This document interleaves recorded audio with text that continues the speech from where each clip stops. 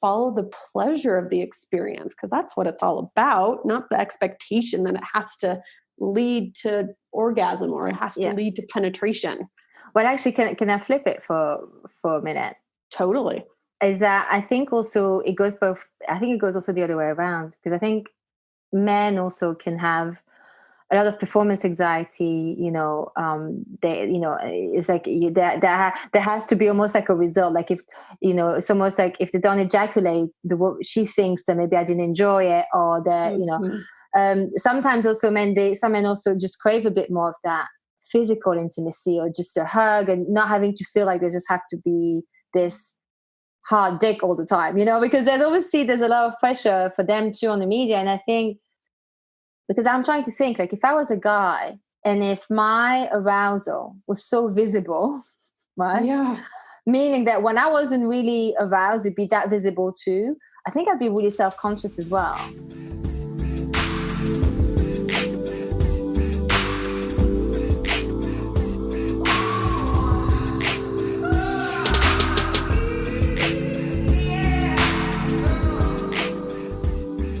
Welcome back. We are on today with my guest, Dr. Chelsea Page, on the Tool for Dish It podcast. I'm Angie S., the founder of angies.com. That's angie-s.com. Link in the show notes. Well, I'm a health coach. So if you want to work with me, you can get in touch via the website or email me directly at hello@angie-s.com.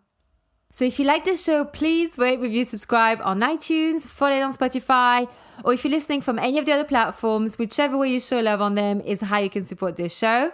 Share it with your friends. The more you share it, the more people listen and subscribe to it. It really goes a long way to support this show, and it only takes you like 2 seconds, and it's completely free for you to do. Today with Dr. Chelsea, we talk about how to build an emotional connection when dating and how to keep your relationship on track in and out of the bedroom for years to come. So let's begin. Hi, Chelsea. Welcome. Oh, hello. Oh my gosh, I am so excited. Oh, that's great. Look, I'm really, really happy that you get to come on to talk with us today, because I also want to talk about relationships from the point of when we meet, and then when we then enter into issues as a couple, and how to then approach them to hopefully solve them. So before we dive into this, please introduce yourself, where you live, and what you do. Well, hello, everybody. So I am Dr. Chelsea Page, and I am in the United States in Colorado, and I love helping couples and women. I've actually dove into helping women more, because women just light me up, and helping just perfectionists and overachievers and people pleasers really access their authentic self and then express their authentic self in life and in their relationship. So everything is just amazing and wonderful and happy. So that's what I help. And so really focusing in on also inside the bedroom and outside the bedroom. Yeah, because both places are important. Yeah. And so can I just ask, actually, just with what you just said, you work with women who are overachievers, people pleasers. There was a third thing I can't remember now. Perfectionist, right? And I was actually just thinking I think that's most women that I know. Yes. How does a woman who's not a people pleaser, overachiever, perfectionist, what does it look like? Do you have an example of someone we'd know? Yes, someone you would know. That's a very good question. Right? Yeah.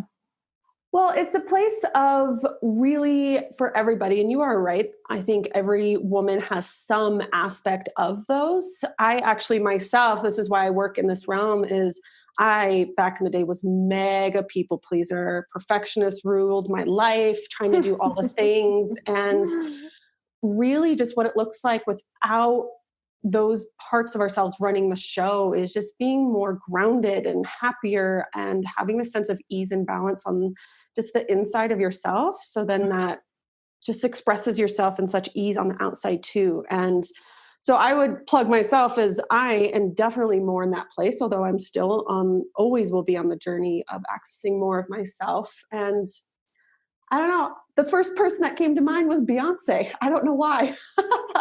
See, that's interesting, because she's definitely an overachiever. She is in my mind. I mean, obviously, I don't know her. I've never met her.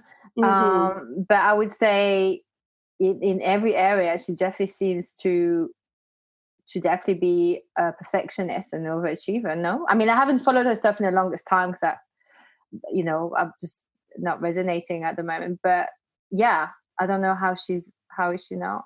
That's a very good point. Well, and then another person I actually just watched on Netflix, Taylor Swift's documentary. Oh yeah, that was great.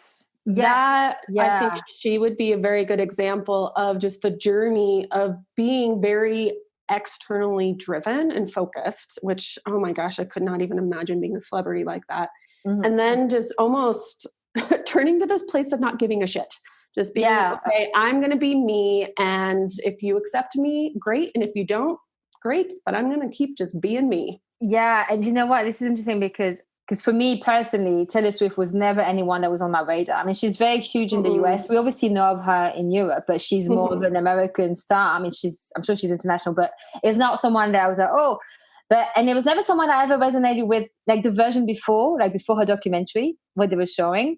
Like her previous version, very polished, all the time. Very right. Yes, it was not very proper, and she was obviously highly criticized for having all these models friends and all that stuff. And she was very cliche, right?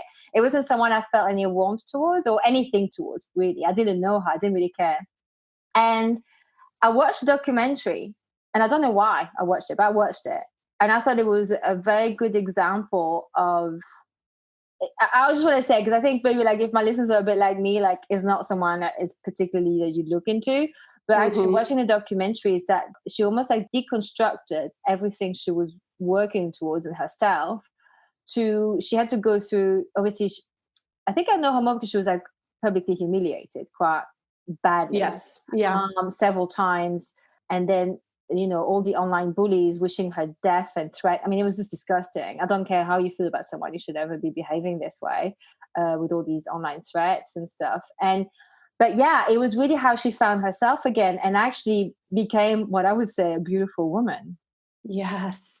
Right? And that's what I help women do is you said it perfectly in the sense of deconstructing just the cultural messages and who we're quote unquote supposed to be and revealing who we actually are, because that's what the world needs. We don't need robots or carbon copies of people. We need each authentic person showing up as themselves. So that's what I help women do. Yeah. And I guess it is needed because it's not easy in this world of it's always about outside validation, the likes, the comments, the followers. And it's hard to detach that from our who we are, like, and what we actually want to create in this world, whatever is like a beautiful relationship or a piece of art or an online course, whatever it is, it's about, you have to give that a bit less of a shit, right? Like, you know what I'm saying? It's like, and it's because if you care too much, like people pleaser, perfectionist, right? You can't live. It's hard. It's suffering all the time. That's exactly it. Then you're living in a box. You're playing a small game. And for us women, we are not meant to play small. We're meant to take up space and show up in this world and be kick-ass and awesome. Yeah. So back to actually what we want to talk about here today. I want to go through the journey of the beginning of love, of when you meet someone, and how do we really get to know someone, for one, and two, how we build a connection.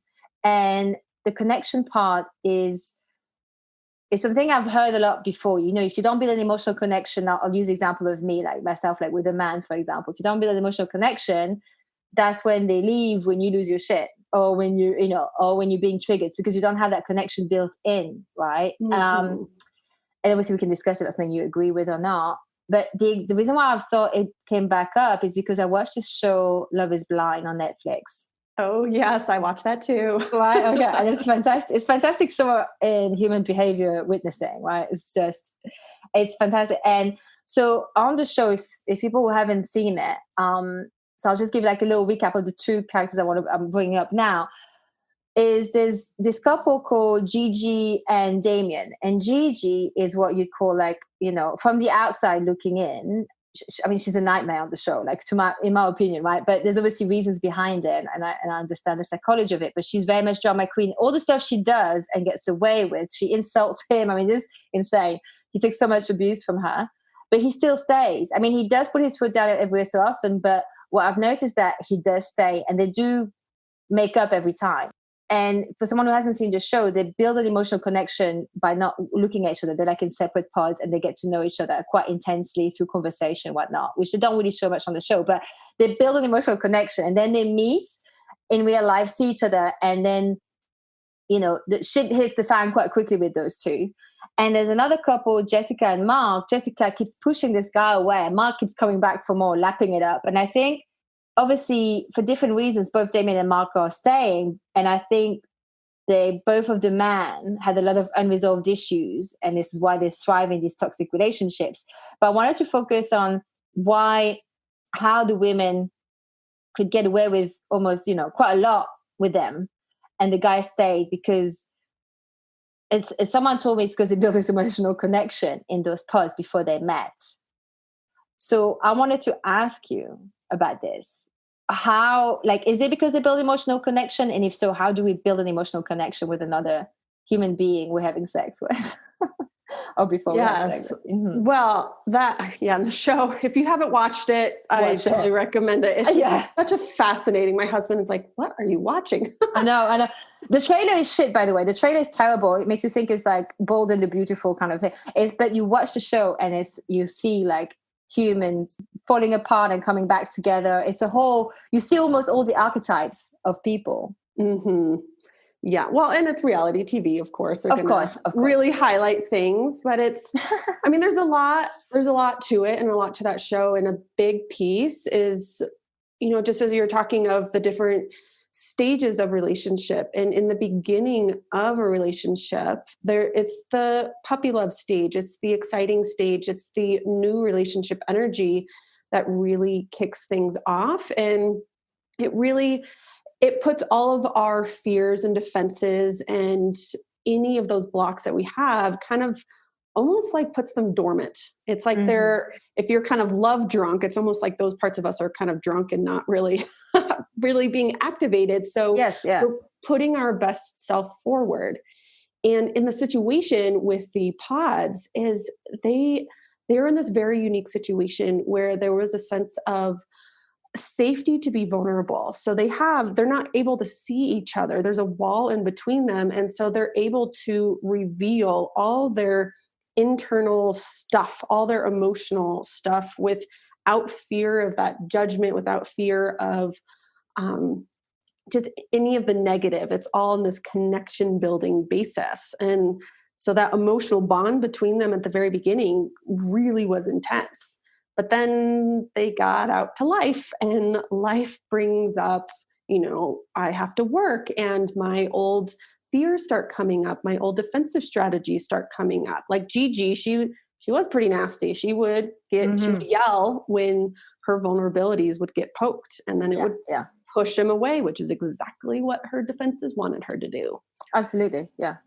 So definitely it gets messy. It can get messy pretty quickly in the real world. And, you know, the question of how do we build and maintain an emotional connection is you have to work on it. That's my whole platform that I have is called Intentional Intimacy. And we can't just rely on things just working out and the love that's there, like the emotional connection between like Gigi and Damien and Jessica and Mark. Yes. Yeah. So the connection that they had in the pods, they can't just rely on that alone without intentionally keeping at bay the things that are trying to sabotage their love, if that makes sense. Yeah. So you're saying that to even after you've built emotional connection, you obviously have to work on yourself, like not let your triggers run the show. Exactly. Yes, totally. But so my question is because I think I hear a lot of women, me including, talking about, you know, emotional connection. You have to build that emotional connection with someone because without that, I don't even think the first trigger from Gigi or Jessica would have survived with Mark and Damien. Does that make sense? Yep. Right. So what is the emotional connection?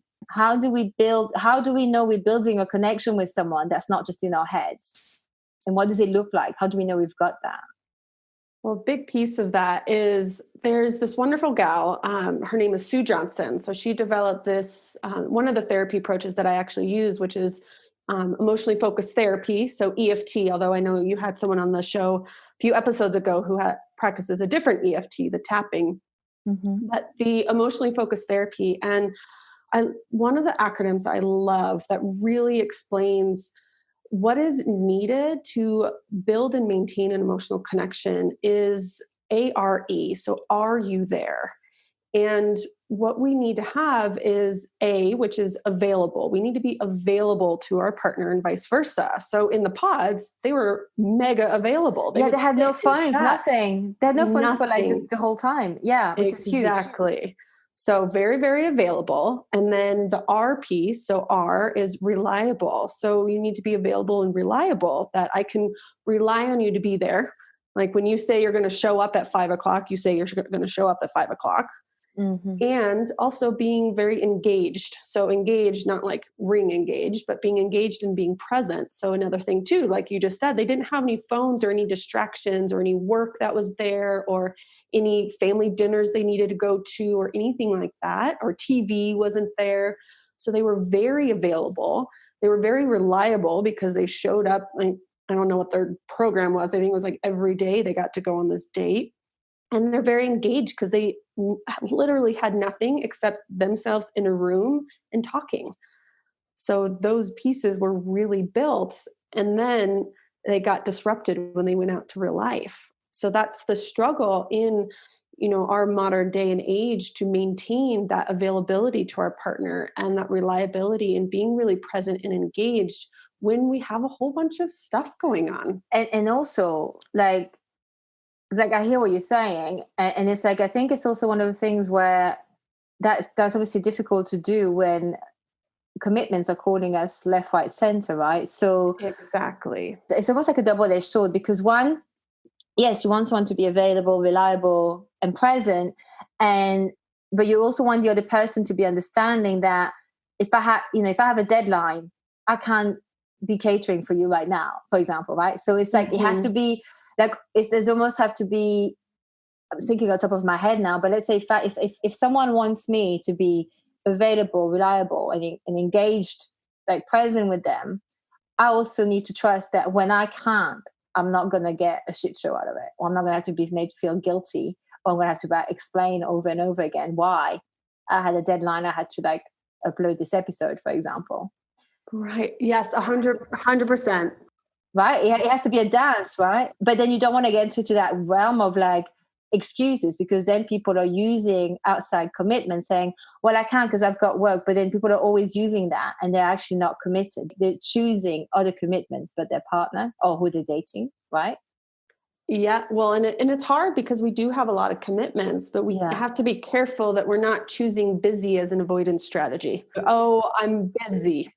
And I think a big piece here is I love what you said, and you're really hitting on this piece of making sure that there is trust in the relationship, that if you aren't available, that's okay too, because we don't want it to be, that was like my old people pleaser way. I was always available. You needed me, I'm there, right? I would completely put myself second, and that's not a good balance, right? You need to have, I visualize relationship almost like if you hold up your hands and in the shape of a capital H, there's, on the one side, there is an individual, an I, and on the other side, there's the other individual and an I, and you have your thumbs kind of bridging across together. And so you need, and that's the connection, but you still need the two individual people holding themselves up and being strong and sturdy in themselves so that they can actually reach out and connect.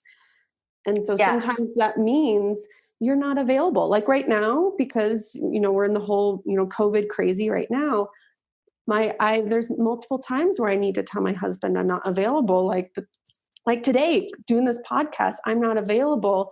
But it's how you tell it to your partner. If you're nasty about it, or if you're, being like Gigi in the TV show where she was she was a riot, but she was very nasty. Oh, yeah.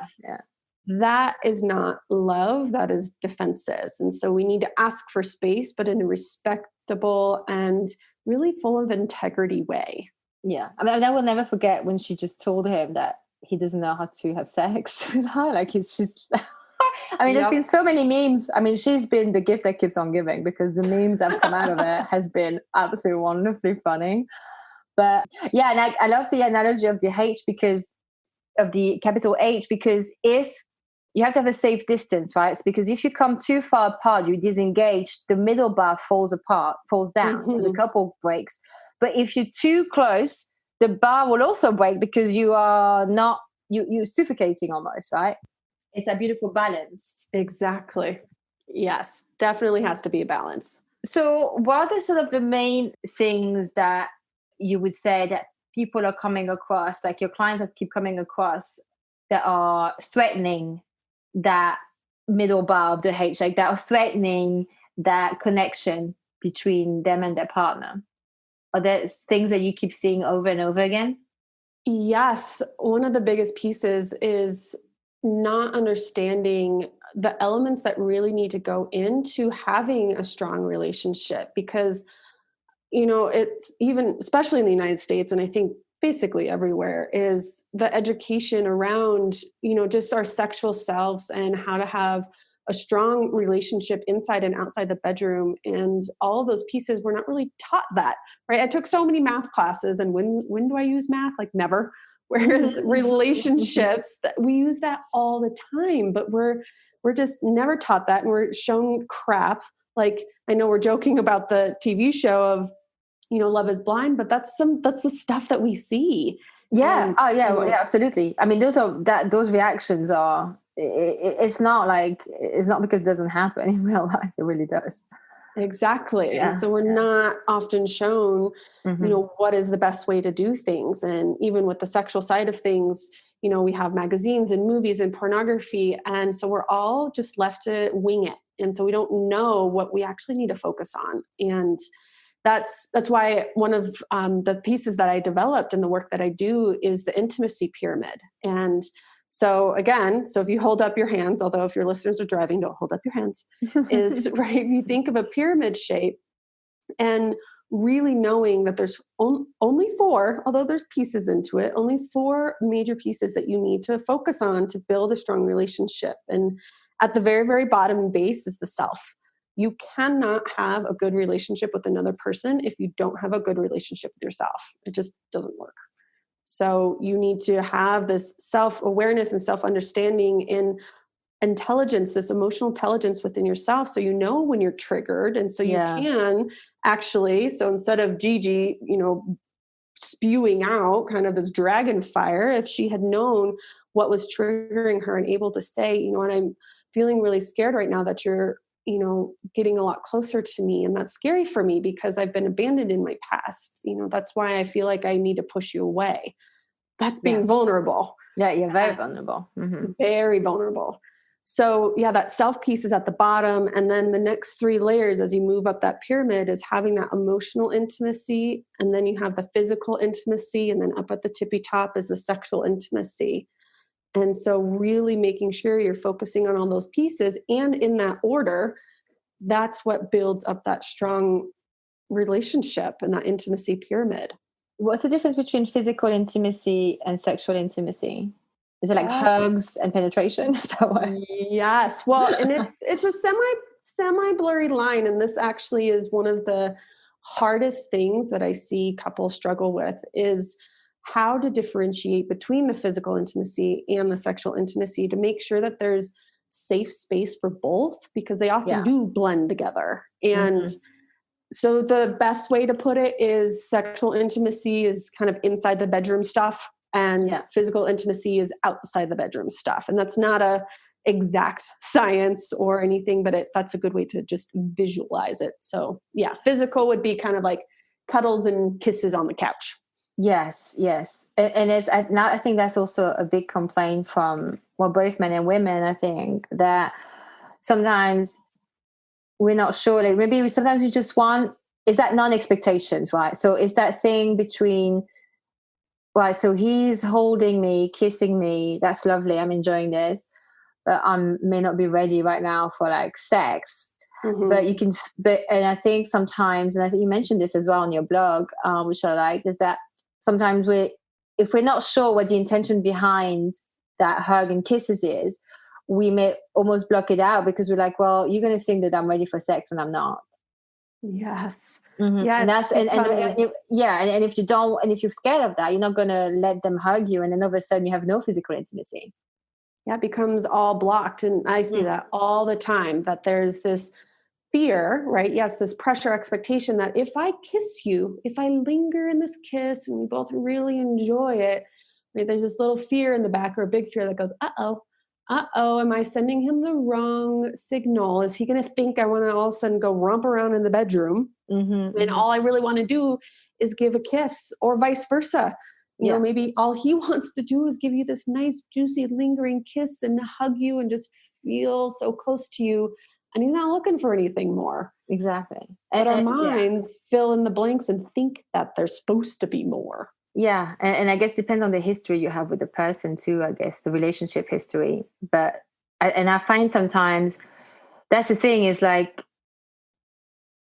it's that expectation versus intention piece almost. That, is he expecting sex, or does he just, or is his intention just to be close and just be there in the moment enjoying this? Because the thing is, I find that if you let go of expectation, just enjoy being with that person, that can actually be the biggest turn on. And all of a sudden you're like, let's do it.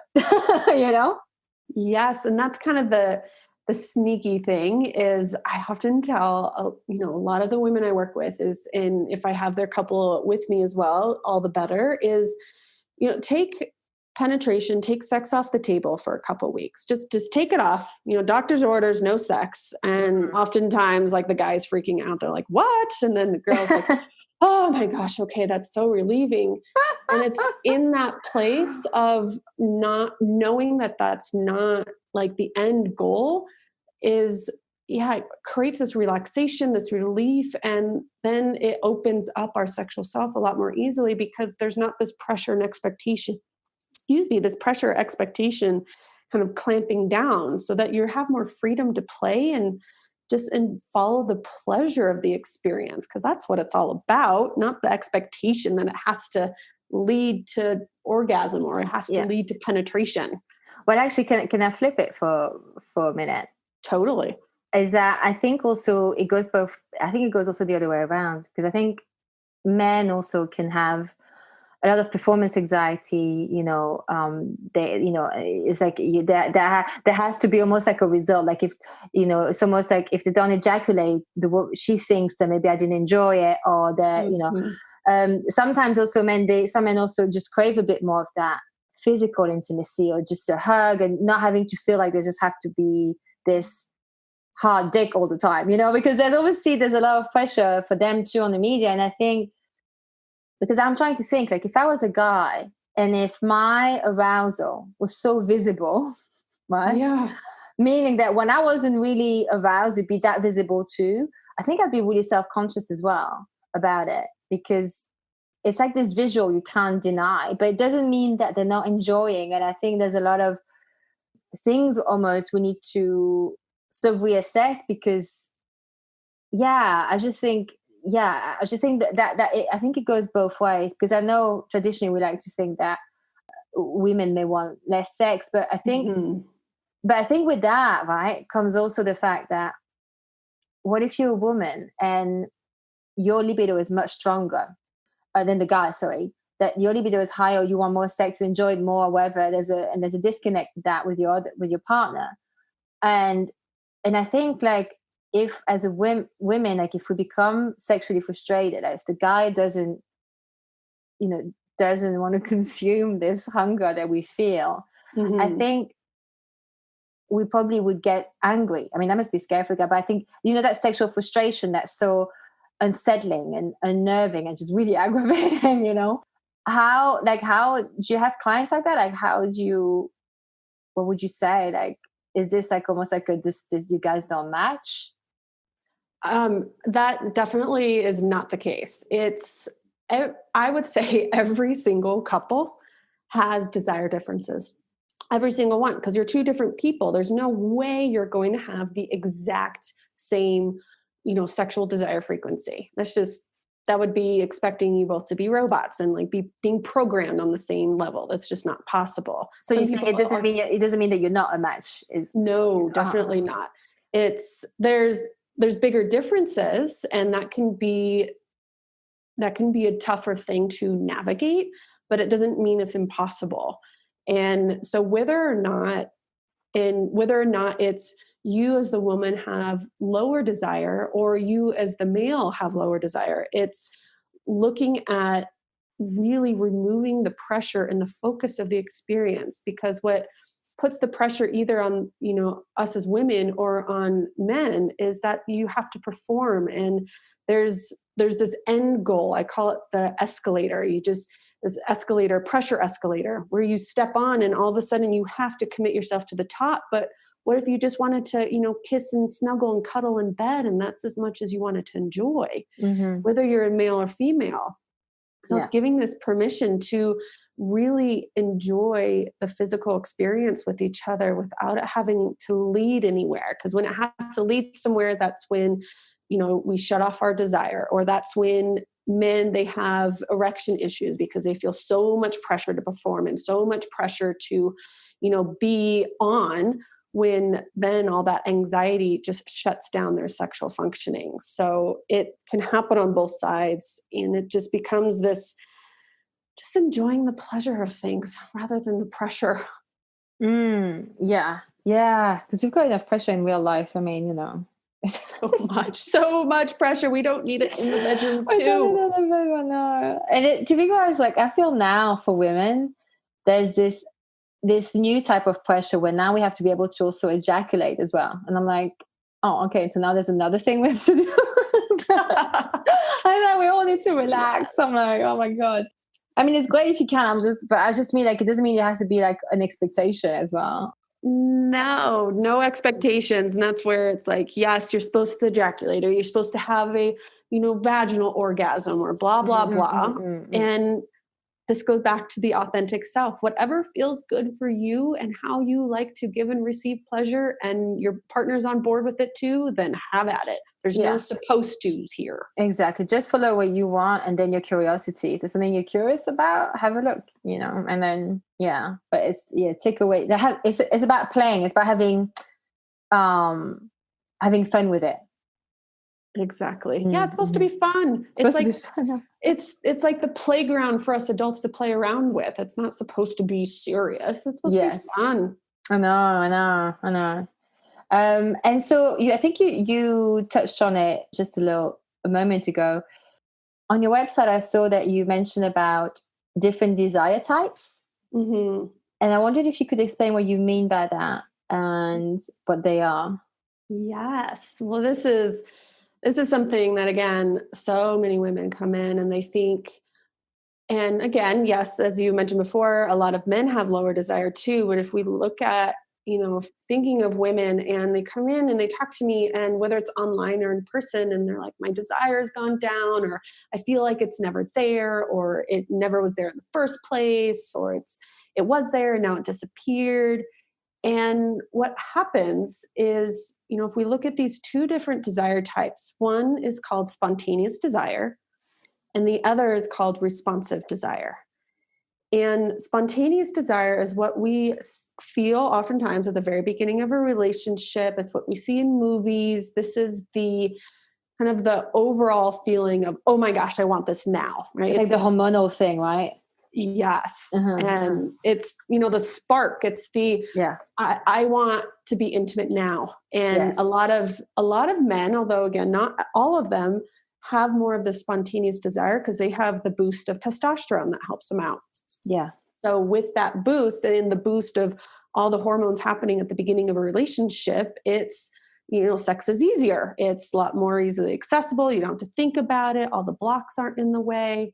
It's more spontaneous, right? That's the spontaneous desire. And so you have kind of the thought of, ooh, I want this now, or your body kind of feels that, ooh, I want this now. And then you take action to have the sexual intimacy. So it's like the thought and then the action. Whereas responsive desire, and this is what really a lot of women have as their dominant desire type, but they think it's supposed to be spontaneous, is responsive desire means you take the action first, trusting that that feeling of wanting to be intimate is going to happen a little bit further down. So if you think of it kind of like going to the gym. So I don't always have the spontaneous desire to just, woo, I want to go to the gym right now. And then I grab my gym clothes and run off to the gym, although obviously not right now, that's not happening. But instead, it's okay, I'm going to prep myself. I'm going to set myself up for success. I'm going to schedule, the gym time in the calendar. I'm going to set out my gym clothes. I'm going to make sure I'm not eating like 5 slices of pizza beforehand because that's totally going to sabotage my workout. And I'm going to get to the gym and I'm going to start moving my body. And then when I'm moving my body, that's when my brain and my body really starts coming on board and goes, ooh, I'm so glad I'm here. This feels good. So it's this more of this delayed desire. And if we don't know that that's more of our dominant desire type, then we're just kind of sitting around waiting for the spontaneous feeling to happen. Ah, right. Is that also why maybe, let's say when you haven't had sex for a while, like for me, when I haven't had sex for a while, I don't even know, I don't even remember what, it's like, I don't miss it. But then when the hormones take over, there'll be like a time in the months where there's certain hormones that start to change, obviously, for over sort of women. And then I'll be feeling super horny because obviously that becomes that spontaneous thing, right? And then for the rest of the time, I guess, for me, I'd be responsive, maybe more responsive on the rest of the time. That's why I'm not really thinking or feel that I miss it but then when you have it, you're like, oh my God, I want more. I was just wondering, because actually one of the things that, some people teach as well is that, and I thought about this when you mentioned about the responsive stuff and going to the gym.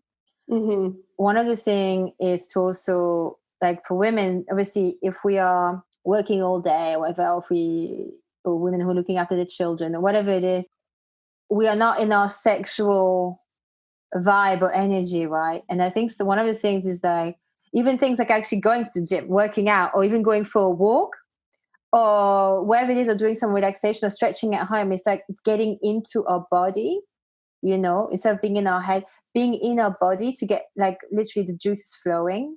Or listen to there's this website called TriQuin, which is do you know it? Do you know TriQuin? I don't. I'm going to have to check it out now. Yeah, check it out. It basically is audio dirty talk.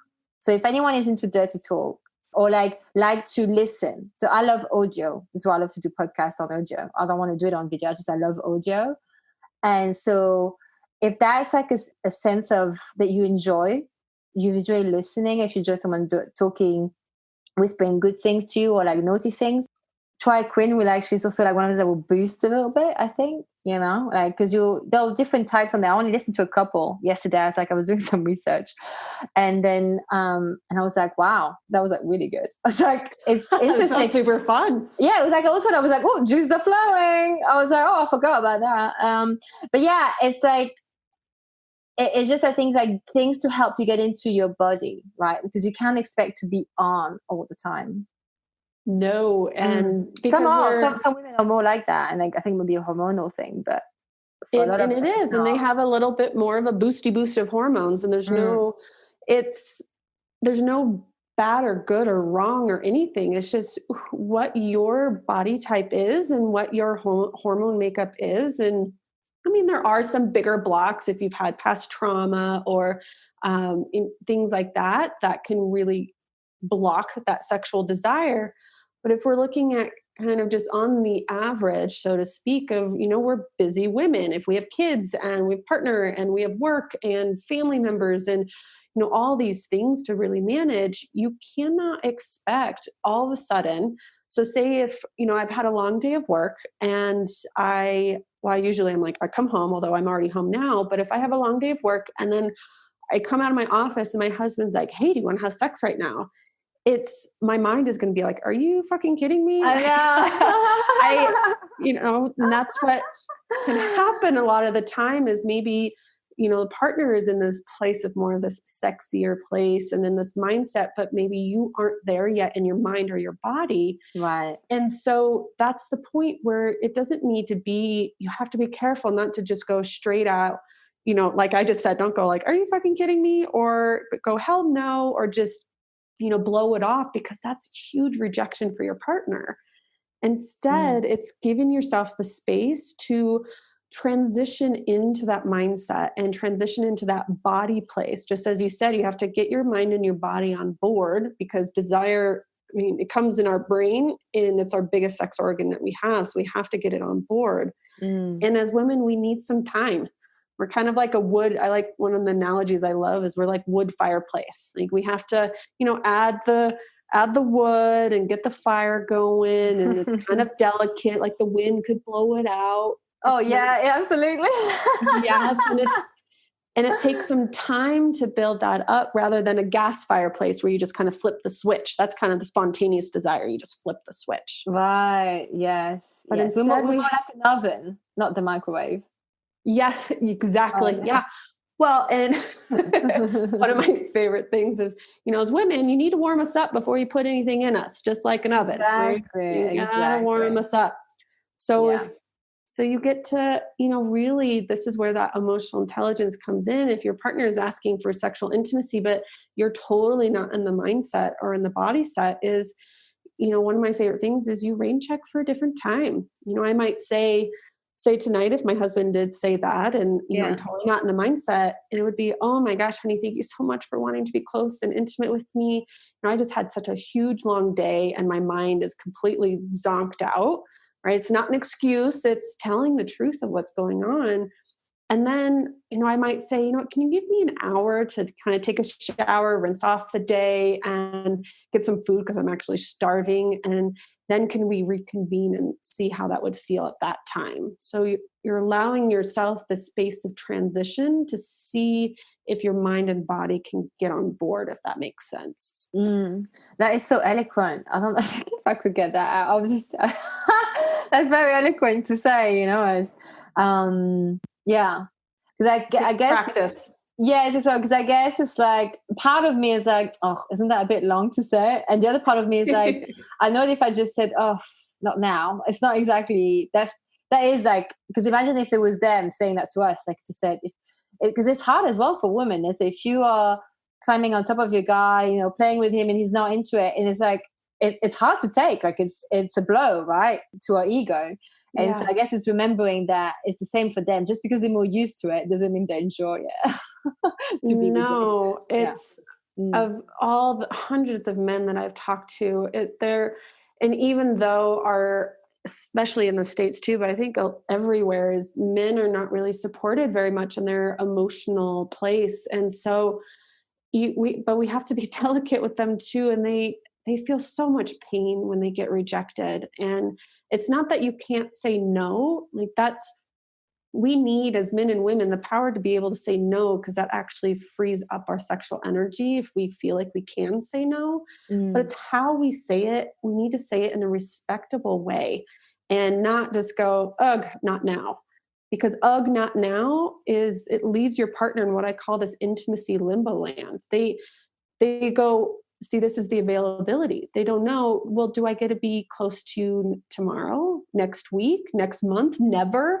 It starts to really freak out the internal system, because they're left kind of floating out in outer space, not knowing when they get to connect with you again. And that's all what physical intimacy is. It's not about, many women fear this sometimes, is, oh, they just want to have sex with me, or they just want to get off, or, they just want my body or anything. But no, they have two hands. They can take care of themselves. Exactly. Let's not flatter ourselves like that. Like that's all they want. Like, let's calm down. Right. Exactly. But I think I was laughing because when you were saying about, they feel like in this intimacy limbo. And in my mind, this picture came up of this guy going, but when can I ask you again? Like, when can I ask her? I don't know. Like, that would probably be my first question. Well, when can I ask him again? I don't know. Like, how often do I want to feel rejected? Like, that is also a thing. Why you don't want to. It totally is a thing. And that's what happens is now, if you just say, no, not now, then your partner is in this place of exactly that of, well, I don't know when is a good time to ask again. I don't want to feel like I'm bugging her, and I don't want to feel rejected again.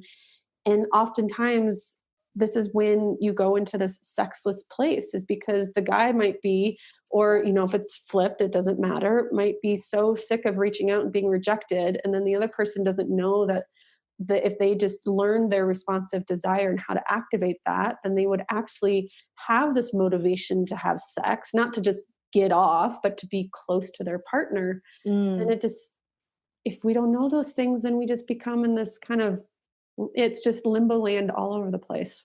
Yeah. And sex is such a delicate, powerful place that I think, again, regardless of your gender, the last thing we want to do is harm our partner during, just because we're seeking pleasure with them or to get close to them. And I think men, and I'm going to say men, especially just because obviously they have this whole obviously traditional thing of I speak to myself, it took me a long time to realize that men were not the enemy, right? So I think if men sense that, the last thing they want to do, I think one of the number one worry I feel is that they don't want to hurt you, during sex. I'm not talking, rough sex is different, but I just mean they want to make sure does she want this? Does she really want this? Does she want this? Or has she changed her mind? That must be such a mind fuck for a guy, to know, does she want to? And so I think the minute you say that, no, not now, or, oh, really? They're going to think, oh shit, I'm not wanted. I'm probably, is she disgusted by me? Am I harming her? Does she not enjoy sex with me? What's wrong with my penis? Whatever. And that's obviously, and like I said, men, I think, and for women too, sex is part of how we express our feelings to each other. And it's also a way of it's very therapeutic as well for ourselves. And so if that bit is completely removed from the relationship, then there is a distancing that starts to happen, unless you are someone who's asexual and have a sexual relationship. But if you are in a sexual relationship, then it's the thing they say, if sex is fine, it's 20% of the relationship. It doesn't matter. It's not a deal. Yes. But if it's not right, it takes over 80% of your mind space with the relationship. Yeah, it can totally become this big thing. And I mean, even what you were just saying, oh my gosh, we could talk for another couple hours about just the impact that a quote unquote simple no, not now can have. And because you're right, if I say, oh, I don't want to, but then I kind of say yes anyway, now you're entering into obligation sex, and your partner can feel that. It's they know. Again, if you think of that acronym I mentioned at the beginning, the A.R.E, they know that you're not fully present. They know, and they can feel you're not fully there. And it's almost like it's awful getting a French fry when you're starving. Yeah. It's okay, that French fry was nice, but now I'm still starving. And so I'm going to try to reach out to you again. Whereas this is why quality over quantity is so huge, is when you're fully there and fully present and have this wonderful, amazing, engaging sexual experience, whatever it looks like, then that can really fill the tanks of both people, as opposed to trying to have this French fry type sex, if that makes sense. Yeah. Oh, yeah. Yeah, absolutely. Quality over quantity. Yeah, 100%. Yeah. And it's an awful feeling when you can tell, you're doing your best, you're giving your best, and that person is not even checked in. You're oh my God, that is so, it's actually quite humiliating too. It's okay, hello. Is it, are you there? Is anyone home? There? Yeah, exactly. Yeah. You're not closing your eyes because you're in the midst of ecstasy. What the fuck are you thinking about? Or you're trying to think about what you're going to be shopping, after this, or what you need to do afterwards. That's the piece of why it's so important for women to transition our minds and our bodies so we can be present and also finding, there's another, I think it was a 3 blog post series I did a while ago about different motivations for sex. And for a lot of women, we feel like it has to be, because I want to have sex, the actual physical piece of sex. But if we find this different motivation for saying yes, of, I really want to connect with my partner, and I want to express it in this physical way because I know that's maybe his love language, and that's the way he really receives it. So that's my motivation for saying yes right now. Not to have an orgasm, not to, be swinging from the chandeliers. And if we expect that to be our motivation every time, then you're going to be waiting for a long time. Yeah. Yeah. Yeah. And there's something really powerful to be truly desired. Mm-hmm. Like not just being a body, but to be truly desired. Like they want you. Like you, not the next door neighbor, not Pamela Anderson or Beyonce or whoever. They want you, and that's extremely erotic to still be desired after like being someone so long, that to still have some sort of animal desire or loving desire, whatever it is, it's extremely a turn on. And I think it's that feeling of being held, that space of being completely fully desired and held and almost devoured in a way, is very strong. And I think that obviously, probably also built towards that, what we were talking earlier, emotional connection. But obviously that bit comes later, because at the beginning, I think when you have sex with someone, you're attracted to them, but you're not really deeply into their soul yet. You're not really craving them so deeply yet, because you don't know who you don't have all the is. Pieces. Exactly. Yeah. It's having that thing that I think if you can have someone who's seen so many different facets of you, the ugly, the whole thing, I mean, to a certain extent, we're not out there like being monsters, but we all horrible people at times. We all have flaws. We all terrible people too at times. And I think if someone has seen all the colors of your rainbow and is still on board and still deeply desires and wants you, it's like, oh my God, that must be such a healing place.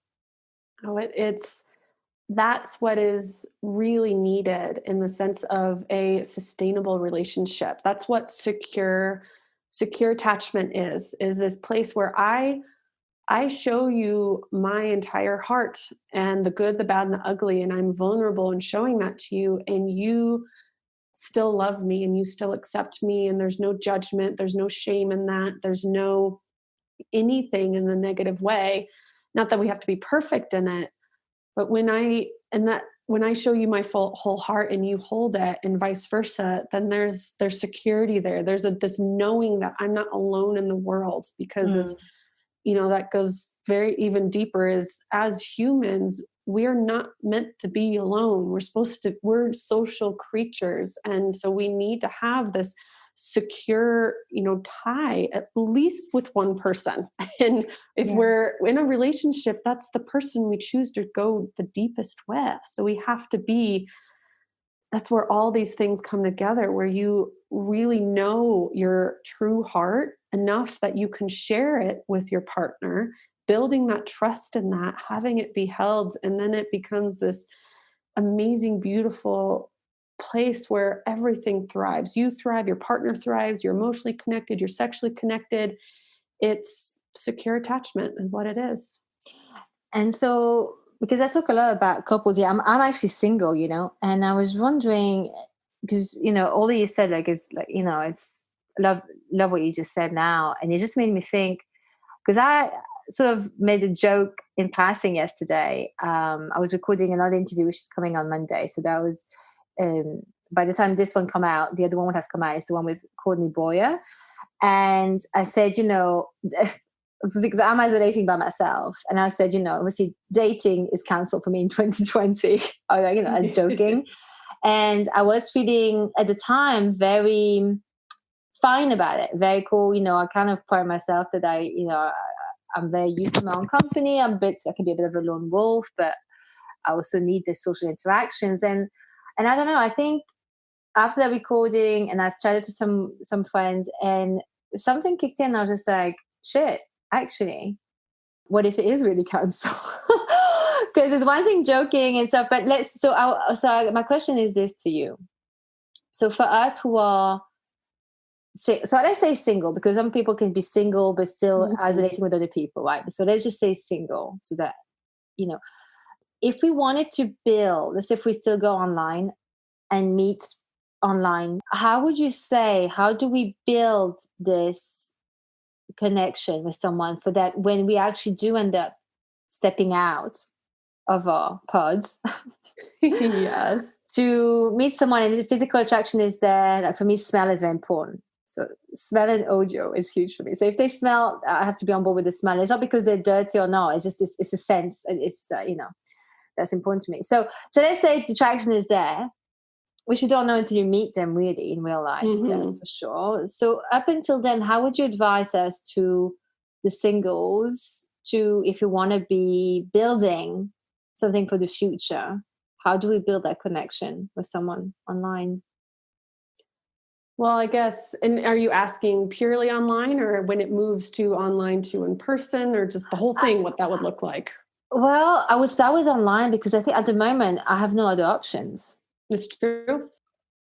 Well, luckily, we live in a day and age where you can have still these connections and, things like FaceTime or Zoom or anything like that, where you can still see the person and develop more of that emotional connection. So it's almost like we're in our own little mini pod situation, right? As the Love is Blind, where you can make sure that the physical aspect doesn't blind you from, that emotional connection, and really utilizing those technology pieces.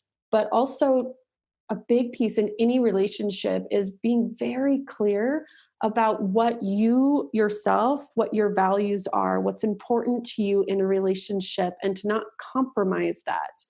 And so you are, as you're engaging with somebody, really checking in on, for example, say if you really do not want to have kids, but the other person really does want to have kids, then you kind of got to figure that out in the beginning. And even if they're super duper cute and they're the sexiest person alive, if those values don't line up, you're going to really struggle in the future. And if that's the goal, to have a long, sustainable relationship, you need to have those things aligned and have those connections aligned.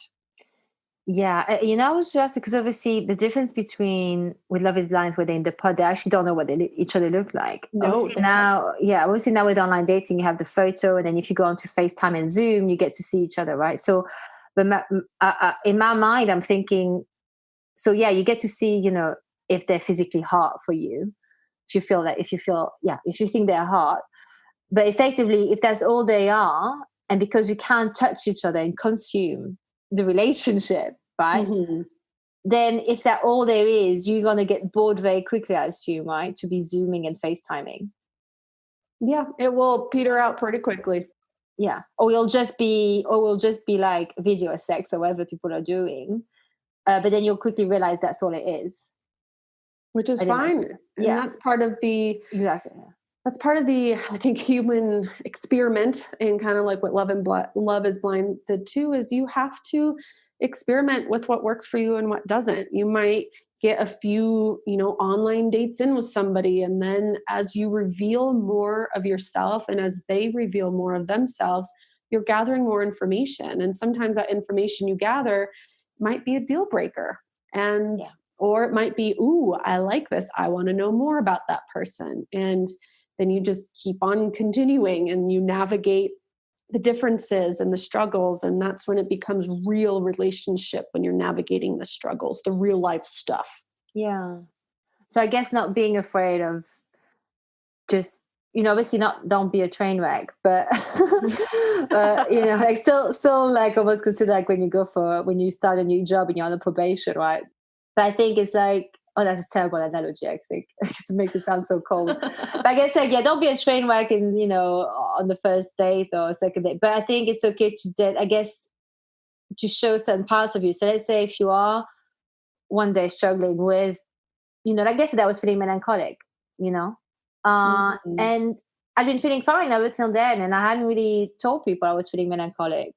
But I was feeling melancholic. And I was like, that's okay. And I think it's okay. Let's say if I was online dating, I'd probably just say, I was like, you know what? Yeah, I've been showing a very brave face, but I feel a bit melancholic. So I don't know, next time I'm going to see my friends like up close, Well, that's the piece of the more you show the earlier you show your true self, the better. And that's the vulnerability. And again, like you said, that doesn't mean you need to like air all your dirty laundry in the very beginning or on the first date or anything like that. But it's you continuously showing more of yourself and building that trust in the other person that they like what they see and that you're being authentic and vulnerable. And that's really what it is ongoing in relationship. I mean, I'm still in with my husband, continuously showing him more and more of myself as I discover more and more of myself. So it's still showing those authentic pieces and being vulnerable with it. And that starts from day one in a relationship. Do you know, that is such a good point when you said, because it's true. You keep showing the other person, even if I don't know how long have you been married for, Chelsea? We've been married almost a year, which is super exciting. Aww, we've been together for a lot longer. So, can I ask how long you've been together for? Yeah, we've been together for 5 years, but we've known each other 8, I think. Wow. Okay. But yeah, like you said, you always, congratulations, by the way, like for your 1 year coming up, 1 year coming up. And it's just that it's true, because we always, even for ourselves, we discover new parts of ourselves. So of course your partner is going to find new parts of you too. So yeah, there's always an opportunity to be more human each time, right? Mm-hmm. Show humanity. And so from there, because I think that would be a nice way to lead up to what you call the relationship business meeting. So, but there's a couple of steps before, I think. So let's say, so you've done online, and I think it's good to, I guess, like you said, like find out each other's values, be true to that. Then you move on to real life. You go and meet. Yep. Totally real life. Yeah. What would you say?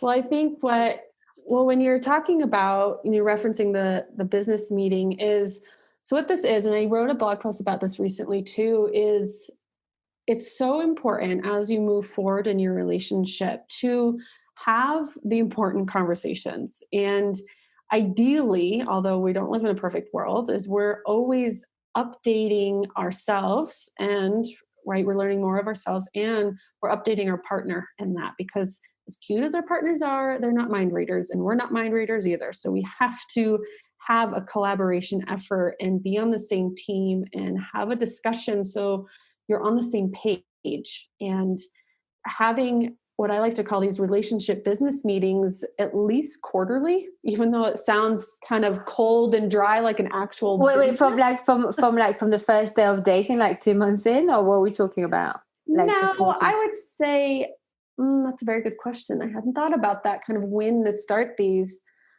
No, I would say in the very beginning, you were probably updating each other on a daily and weekly basis naturally anyways. But as you get more into the life stuff, more of you're living with each other and having this collaborative life together, because you're having a collaborative life together, you need to have collaborative meetings with each other and knowing kind of what's the plan?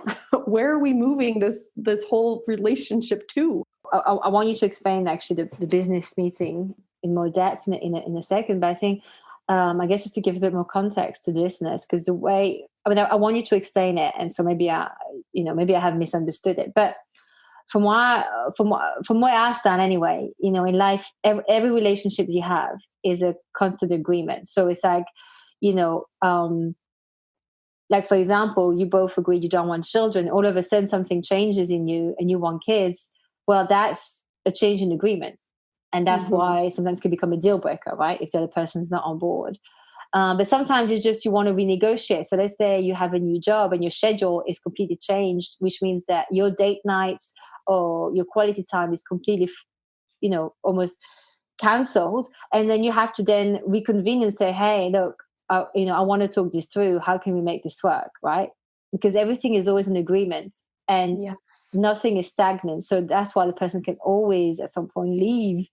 And you can leave. That's where you have to kind of, like you said, when you say update, that's what I'm thinking about. It's like, 100%. Hey, right. So can you tell us about, now we have that context. How do we do that? Because obviously it could sound like it's not very romantic, right? Well, business meeting. It's not supposed to be romantic. It's not supposed to be this, amazing. You can have a candlelit dinner around it if you wanted to, but it really is the business side of the relationship, kind of getting the facts out. And there is emotional aspect to it, but it's having this, to use your word, this negotiation and this updating of what the collaborative plan is. And you have to update them. If you think of what's a big company like Apple, right? Yeah. Apple, the big company Apple. Can you imagine if they had one meeting in the very beginning that's like, okay, here's our plan, here's our trajectory of how we want to do the business. And then they never really met again around that. Yeah. It would just go awry and go wonky. And then no one's going to be on the same page. And it's just recipe for disaster. Yeah. And it's the same thing with a relationship. If you're not updating each other and getting on the same page and on a consistent basis, sometimes I remember this one couple I had in my office a long time ago that they went years, like a decade, without really sitting down with each other and making sure they're on the same page, which means you're going to be really off track and might have totally different ideas and plans of how you want the relationship to go. Yeah. And also how you want to live. Let's say if you want to move to the countryside and they want to stay in the city and no one talks about it. Yeah. There's resentment being built, right? Oh, and resentment, that's the biggest relationship killer and sexual intimacy killer for sure. Yeah. And so that relationship business meeting, it's, I'll just share my example. And from a practical standpoint is on a quarterly basis is my husband and I will sit down, we schedule out.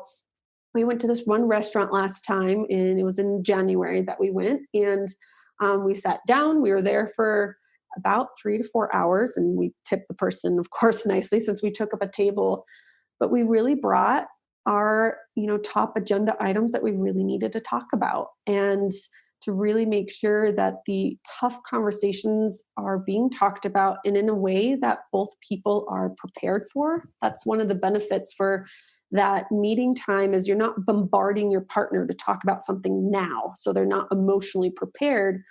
That time is set aside. So they're like, okay, I know that when we talk, we're going to be talking about your idea that you maybe want to change your job and you're not liking it anymore. And so we're going to really sit down and talk about that. You send the agenda ahead of time? Yes. That's like a board meeting. That's good. Yeah, no, but it makes sense because it's true. You don't want to be blindsided. You want them to prep. How long in advance would you send that?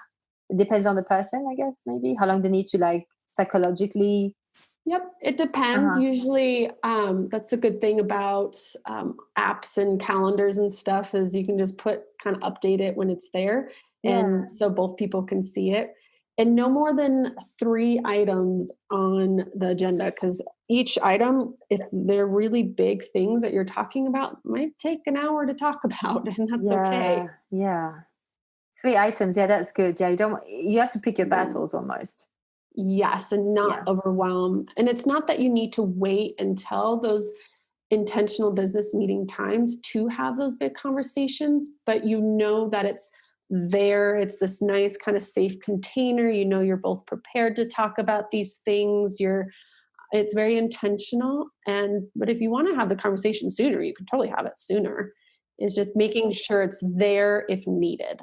And I guess it's almost like, let's say there's something that irritates you about them. Let's say they never help with the kids' homework, just making it up, right? Or they never take out the trash. I don't know. They may say, why are you making a face? Or why are you so moody? And you'd be like, do you know what? It's, we're not being a team here, but we'll talk about this at the meeting. I probably didn't phrase it right, but is that how you don't lash out, to keep yourself from lashing out? Just say, look, there's something I want to talk about I think now is right, because obviously we have dinner, kids need to be fed, put to bed, and I want to sort of wait till the emotions have gone out of the way a bit. And so when we have our meeting, is that how you could use it too?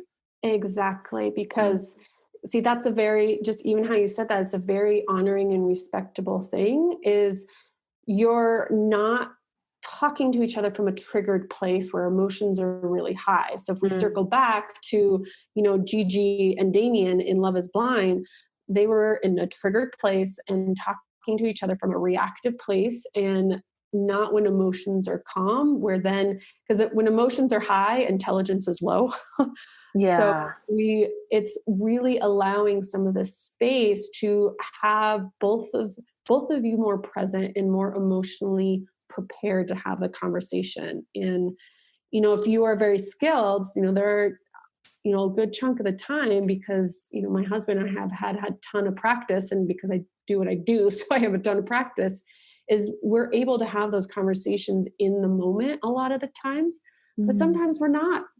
And you can recognize that, ooh, if I have this conversation right now, I am not going to be the best version of myself. And we're going to get into this negative cycle that we usually get into. So I'm going to hold off on that and Yeah. either talk about it later or talk about it at the business meeting, because I know that that's a very intentional time. So it's just all about being intentional. And it's not easy but and that's the same with friendships too, especially in these times now, because everyone's reacting differently. And sometimes, I mean, I have a particular person in mind, I try to limit communication with that person because they trigger me all the time. It's like I'm absorbing all of it. It's only that person. I don't know why. And it's, I guess, like when you're in that moment, is to remember, and I don't always have that presence of mind to do it, but it's to think, how would I feel tomorrow if I say this right now? How would I feel tomorrow? Because right now it feels like, yeah, I really want to say that and, say my piece. But you have to keep thinking, how would I feel tomorrow? Because what you say now in the moment, you may not mean it really, or you definitely regret it, but it could damage for longer than just to tomorrow. Yes. Well, and I love that, even that perspective of, yeah, would this be, will I be okay with this tomorrow? And is this going to bring us closer in connection, or is it going to disconnect us? I think that's the hardest bit, is we want to express ourselves and our boundaries, but at the same time, how do we do it in a way that doesn't damage someone else or hurt someone else? And that's the balance of, and the way to do that is to really be that, going back to that emotional intelligence of understanding when you're being triggered, because we're going to be triggered. We have fears as humans. That's just built into our system. But it's how we respond to those fears and those triggers that's going to make all the difference. And it Yeah. takes a ton of practice. I mean, my past self did not handle triggers very well whatsoever. And it becomes, it's doing what I call emotional push-ups. You get stronger and stronger, and you are going to fumble around many times. Yeah. But that's the thing too, is our hearts can be healed and we can repair them. So if you didn't handle it the best way, then you can say the next day, whether it's a friend or a partner, you know what, I totally did not express myself in the best way yesterday. And, I'm really sorry. I didn't catch myself very well. And I know I attacked you in this way. And, I just wanted to take ownership around that. And I really apologize for the way I handled it. That can still happen, even if you don't handle it the best way in the moment. So there's Yeah. always chances for repair. Yeah, that's true. Yeah. You don't want to be so scared of hurting someone or thinking you're going to hurt someone and then keep quiet, like you were saying earlier, right? That's also how you don't go into something about obligation, or you hold on, you keep it all in. It's not good because it will implode. So yeah. Well, Chelsea, this has been so good. I'm going to ask you the same two questions that I ask all my guests. Awesome. And the first one is, what would you tell your 18-year-old self? I love this question so much. And the first thing that came to mind was live life from the inside out, not the outside in. And it almost brings tears to my eyes that I wish my younger self knew that. Yeah. Yeah. And I think that's a lot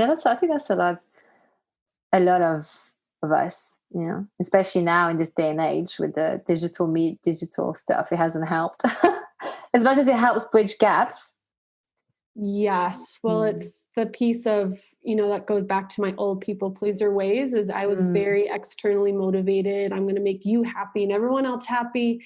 And I abandoned myself. And I wish my 18-year-old self knew, don't abandon yourself. It's okay to be you. It's okay to be authentic. And if not everyone likes that, it's okay, because you will be okay.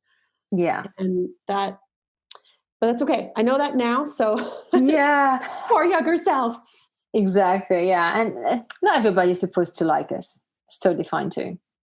Yeah, you're not supposed to. If you're doing something right, I mean, you're expressing something. If not everyone likes you, and that's the hardest bit, I think, sometimes too, is to be okay with not being liked by everyone.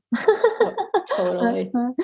And so, what stuff do you not put up with anymore?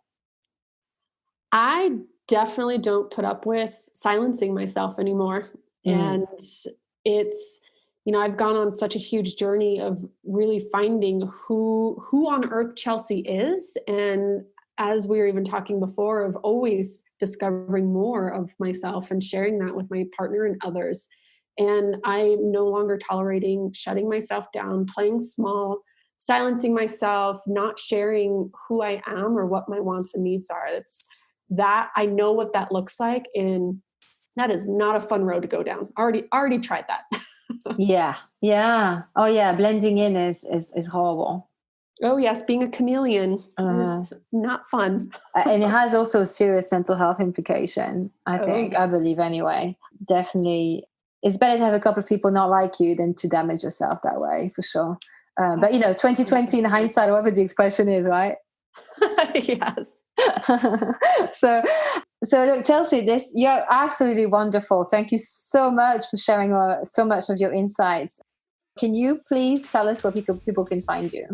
Yes. Oh my gosh. Well, even though I'm in Colorado in the United States, most of what I do is online. So wherever you are, you can find me. And I have my website, drchelseapage.com, where that's a really good place to find everything, how to work with me. My blog is on there, the links to my Facebook group and page. You can also just hop onto Facebook and search Dr. Chelsea Page or Intentional Intimacy.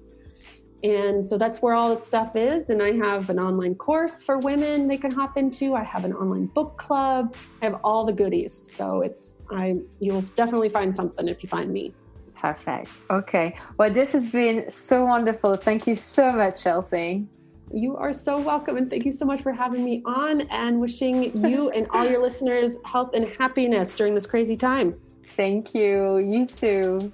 And that's our episode. I hope you enjoyed it. Please don't forget to rate, review, share it, subscribe it on iTunes, follow it on Spotify, or whichever platform you listen from. However you show love is how you can support this show.